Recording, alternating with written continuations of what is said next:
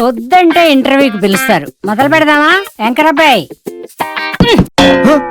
ఏంటో తీవ్రంగా ఆలోచిస్తున్నావు ఏంటి? ఏమన్నా సమస్య? మా తమ్ముడు అబ్రాడ్ లో చదువుకుంటాను అంటే ఫ్లైట్ ఎక్కించి ఫారెన్ పంపించాం. మంచిదేగా.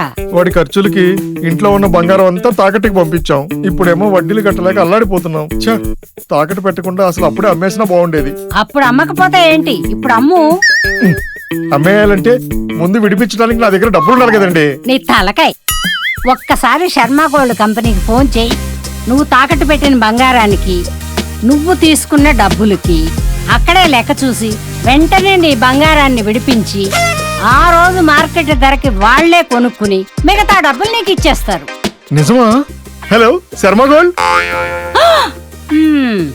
ఓరి వీడి వడ్డీ సమస్యలు తీరిపోను. ఇంటర్వ్యూ చేయకుండానే వెళ్ళిపోయాడు.